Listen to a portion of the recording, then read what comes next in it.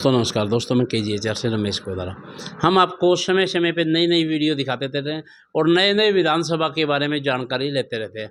आज हमारे साथ एक बार फिर राजनीतिक विश्लेषक प्रद्युमन जोशीला जी हैं, जिनसे हम उकलाना विधानसभा क्षेत्र के बारे में जानकारी लेंगे और उनसे बातचीत करेंगे जो नए समीकरण बने उन पे। प्रद्युमन जी नमस्कार। जी नमस्कार, बहुत बहुत धन्यवाद। प्रद्युमन जी, उकलाना विधानसभा में लगातार चर्चाओं में और कुछ सोशल मीडिया पे सुनने में आ रहा है, वहाँ बीजेपी नए उम्मीदवार उतारने जा रही है, उसके बारे में आप क्या कहते हैं? देखो, निश्चित रूप से जैसे वो हो सकता है, कोई बहुत बड़ी बात नहीं है। नया परिसीमन जब हुआ उसके बाद उकलाना विधानसभा क्षेत्र नया हल्का बना, जिसमें एक बहुत बड़ा इलाका बरवाड़ा विधानसभा क्षेत्र का, बहुत बड़ा इलाका भट्टू विधानसभा क्षेत्र का जो पुराना हल्का था, और जो दो गांव हैं वो उचाना विधानसभा क्षेत्र के भी उसमें आए। इसके अलावा गिराए विधानसभा क्षेत्र के भी कई जो पावड़ा पंचग्रामी और उसके आसपास के जो गांव हैं वो इस विधानसभा क्षेत्र में आए। यहाँ अगर बीजेपी का हम इतिहास देखें, बहुत बड़ी बात नहीं, वो हो सकता है। उसके पीछे अगर हम इतिहास को देखें, 2009 में भारतीय जनता पार्टी ने वहाँ से नरसिंह सेलवाड़ को टिकट दी। 2014 में नरसिंह सेलवाड़ की टिकट काट करके सीमा गेबीपुर को बीजेपी ने टिकट दी जी। 2019 में सीमा गेबीपुर की टिकट काट करके आशा खेदड़ को बीजेपी ने टिकट दी।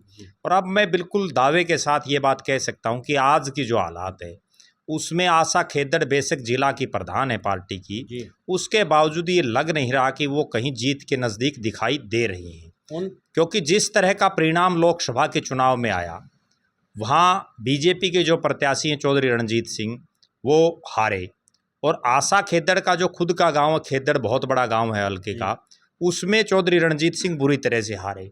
वो हार चौधरी रणजीत सिंह की ना होकर के, चूंकि आप जिला की प्रधान हैं, आप पार्टी के प्रत्याशी रही हैं, तो कहीं ना कहीं वो आशा खेदड़ की हार मैं उसको मानता हूँ। इसके अलावा भी पिछले 4.5 साल के कार्यकाल में वो अपने इलाके में सत्ता में होते हुए, पहले वो महिला मोर्चा की प्रदेश की महामंत्री रही, उससे पहले वो जिला की महामंत्री रही, अब वो जिला की प्रधान हैं।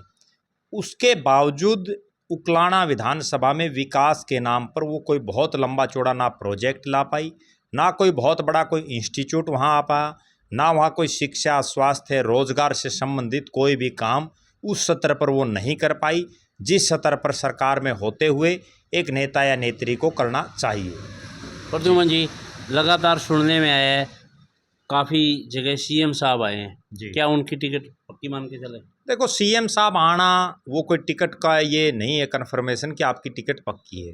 मुख्यमंत्री हैं वो प्रदेश के, उनको अगर आप या कोई भी बुलाना चाहे और उनके पास समय है और वो उचित समझते हैं तो निश्चित रूप से आएंगे, लेकिन उसका कहीं हम टिकट से जोड़ करके देखें तो वो मैं नहीं मानता, क्योंकि उसका एक बड़ा कारण ये है कि अब उकलाना हल्का ही हम लगा लें।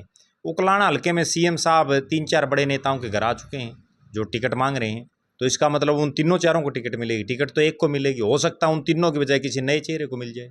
अशोक तंवर जी का भी नाम आ रहा है, लगातार सुनने में आ रहा है, चर्चाओं में है, भाई अशोक तंवर जी को यहाँ से टिकट मिल सकती है। देखो, निश्चित रूप से मिल सकती है, कोई बहुत बड़ी बात नहीं है। अशोक तंवर बड़े नेता हैं, सांसद रहे हैं सिरसा से, उनका मूल जो गांव है वो झज्जर जिले में चिमनी गांव है। उस चिमनी से आकर के, और चिमनी तो आखिरी बॉर्डर पर है हरियाणा के, दिल्ली के साथ लगता, दिल्ली झज्जर जिला, और दूसरी तरफ जो सिरसा है वो राजस्थान और पंजाब के साथ लगता जिला। जब उनको झज्जर से और सिरसा में टिकट दे सकती है पार्टी, तो उनको उकलाना से भी टिकट दे सकती है, कोई बहुत बड़ी बात नहीं। और उकलाना में वो सक्रिय भी रहे हैं। उकलाना विधानसभा क्षेत्र में उनके कई जो है खासम खास मित्र या समर्थक भी हम कह सकते हैं वो हैं। तो निश्चित रूप से अशोक तंवर चूँकि एक बड़ा नाम है, मनोहर लाल खट्टर जी के वो नज़दीकी भी हैं, और उनकी एक ख़ास बात ये है कि वो कांग्रेस पार्टी की जो अलग अलग हैं, चाहे वो मेन कांग्रेस हो, NSUI हो, युवा कांग्रेस हो, उन सब के वो प्रधान रहे हैं। तो संघर्षशील चेहरा हैं, और उनका जो जातीय समीकरण है वो भी बड़ा सही बैठता है उस विधानसभा क्षेत्र में। तो राजनीति में सब संभावनाएं हैं, कोई बहुत बड़ी बात नहीं है कि तंवर साहब आ जाएं। क्योंकि एक खास बात मैं और बताऊं, जो SC रिजर्व जो सीटें होती हैं, जो 17 SC रिजर्व सीटें हैं हरियाणा प्रदेश में, उनमें कई बार आपका हल्का है नहीं है उससे कोई लेना देना नहीं होता, वहाँ अक्सर बड़े नेताओं को भेज दिया जाता है। एक मैं बहुत बड़ा उदाहरण आपको बताऊं, बवानीखेड़ा विधानसभा में संतोष सारवाण हैं, जो मुलाना से विधायक है और मुलाना की राजनीति वो करती थी।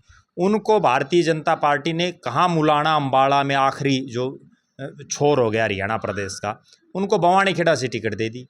तो राजनीति में सुनीता दुग्गल जो पिछली बार गुड़गांव के पटौदी से तैयारी कर रही थी, उन सुनीता दुग्गल को रतिया से टिकट दे दी पार्टी ने। तो रिजर्व हल्का जो है उसमें बड़े नेताओं को कहीं भी एडजस्ट पार्टी कर सकती है, कुछ भी संभावनाएं हो सकती हैं। प्रद्युमन जी, कांग्रेस में सुनने में आया उकलाना हल्का में अगर कई बड़े चेहरों को टिकट नहीं मिलती है तो वो पलटी मार सकते हैं। देखो, निश्चित रूप से मार सकते हैं, कोई बहुत बड़ी बात नहीं। आप जिनका जिक्र कर रहे हैं, मैं बिल्कुल अगर नाम लेके भी आपको बताऊं तो नरेश सेलवाल की तरफ शायद आपका इशारा है।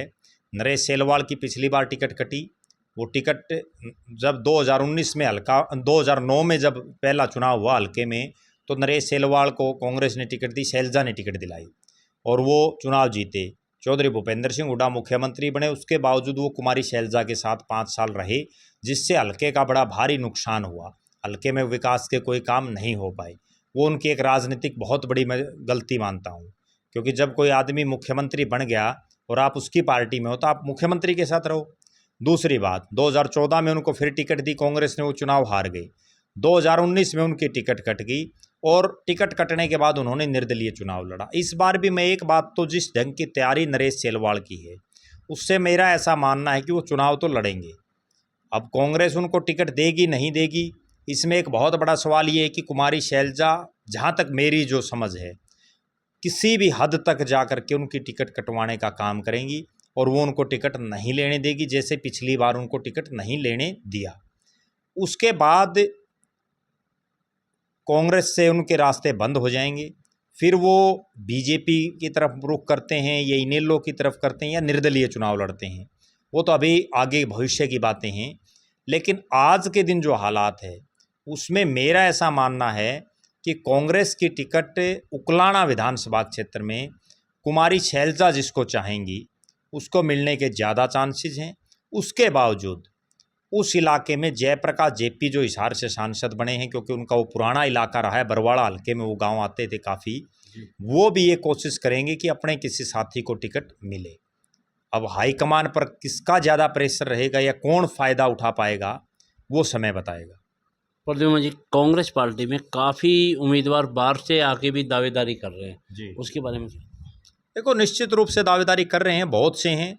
अब एक बहुत बड़ी बात ये हो जाती है, चूँकि हरियाणा में विधानसभा चुनाव के ठीक पहले लोकसभा का चुनाव हुआ और लोकसभा के चुनाव में उकलाना विधानसभा क्षेत्र में कांग्रेस जीती, तो उसके बाद जितने जो कांग्रेस के जो अलग अलग पार्टियों के नेता थे या जो लोग बिल्कुल बिलों में बड़े हुए थे, जो अपने घर बैठ गए थे, वो लोग भी मार्केट में आ गए। उसके पीछे कारण उनको यही था कि अगर टिकट मिल गई तो आप बड़ी आसानी से जीत जाएंगे।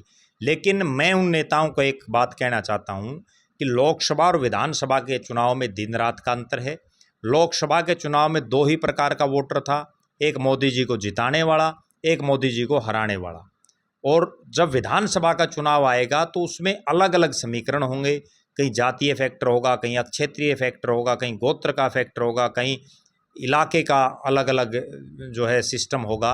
तो उस लिहाज से बड़ा कांटे का मुकाबला होगा और हार और जीत प्रत्याशियों के चयन पर निर्भर करेगी। दोस्तों, अभी हमारे साथ थे प्रद्युमन जोशीला जी, जिन्होंने उकलाना विधानसभा के बारे में बताया। ये एक इनकी निजी राय थी। जो संभावनाएं होती है आने वाले टाइम में, कुछ भी संभावनाएं हो सकती है, राजनीतिक किस करवट बदलती है, कौन उम्मीदवार कहाँ जाता है, कहाँ कौन सी पार्टी में मिलता है और क्या होता है, वो तो आने वाला समय ही बताएगा। आप वीडियो को लाइक करें, शेयर करें, कमेंट करें। नमस्कार।